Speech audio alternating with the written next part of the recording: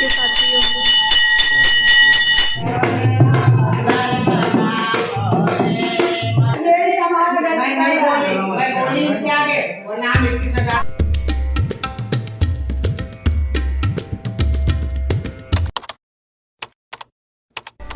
पापा स्टार्टिंग से कहते थे जब मैं चला जाऊंगा ना तुम लोगों को और इस दुनिया को छोड़ के, तो और कहीं नहीं, मुझे देव देवेश्वर ही खोजने जाना।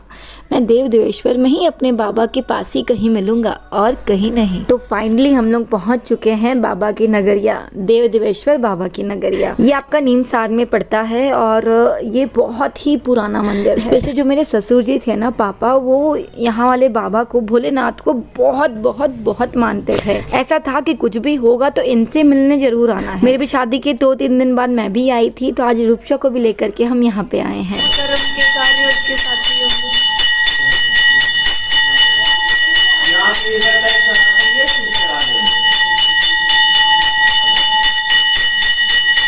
हाथ जोड़ो, हाथ जोड़ो।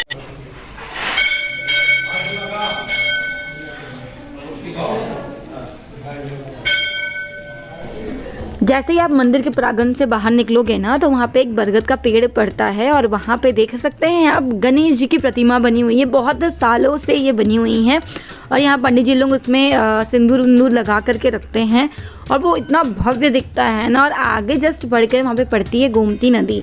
तो हम लोग अभी जा रहे हैं गोमती नदी और मैं सच में ये पहली बार जा रही हूँ। कभी भी हमेशा दर्शन करके ही निकल जाते थे, लेकिन आज हम लोग पहली बार गोमती नदी देखने जा रहे हैं, क्योंकि हमने सुना है कि यहाँ पे घाट बहुत अच्छा बन गया है। तो सोचा क्यों ना दर्शन कर लिया जाए।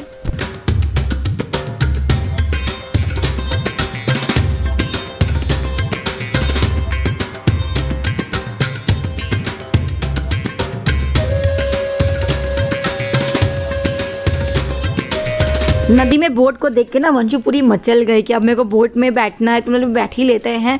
तो आज ऐसा कोइंसिडेंस हुआ है ना कि हम सब ग्रीन पहन करके आए हैं, एक्सेप्ट रूपशा की फ्रेंड और ये मतलब मेरे पति ग्रीन नहीं पहने थे, बाकी सब लोग ग्रीन पहने हुए थे।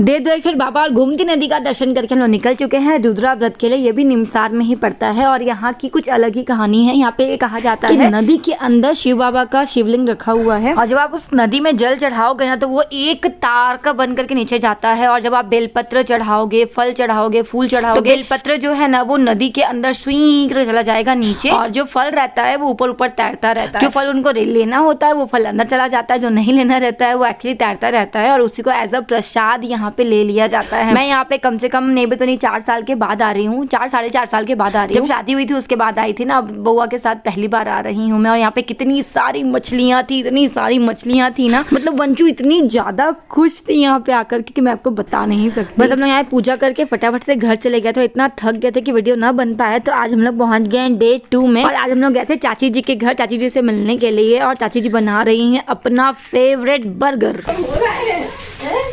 इतना यमी यमी चीज बना रहे हैं, हम तो वीडियो में दिखाएंगे ही। चाची जी का जो ये बर्गर होता है ना, वो देखने में इतना सिंपल और इतना ज्यादा टेस्टी होता है ना कि मैं क्या बताऊं आपको। सो डिलीशियस। इसको बनाने का तरीका भी बहुत सिंपल है।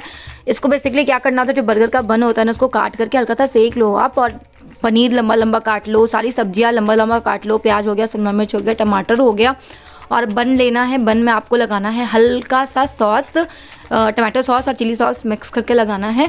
उसके बाद इसमें जो भी आपको स्टफिंग करनी है वो डाल दो। आलू की टिक्की बनती है ना गोल गोल सी, वो बना लो, मतलब जस्ट नॉर्मल सा भरता बना लो, मसाला डाल करके उसका टिक्की बना लो और उसको टिक्की को भी इसमें डाल दो।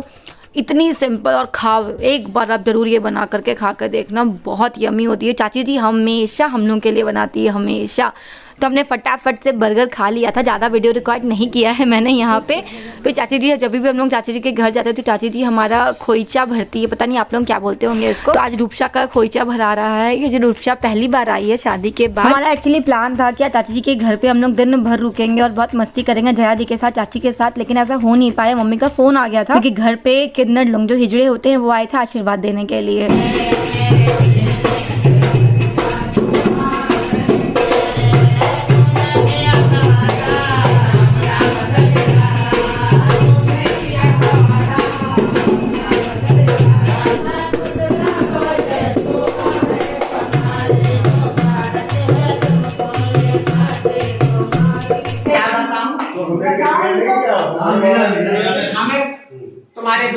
शादी में, तुम्हारी बेटी की शादी में, बड़ा भाई में, कहाँ से न लिया मैंने, पोते में पोतियों में सब। कौन देता सीधा? हम तो आपको नहीं बताएं। ना इनके 5 साल 7 साल 8 साल पहले कितनी। बहुत ज्यादा लंबे चौड़े डिस्कशन के बाद दोनों पक्षों में सुलह हुई कि कितना दिया जाएगा। उसके बाद फिर उन्होंने आशीर्वाद दिया।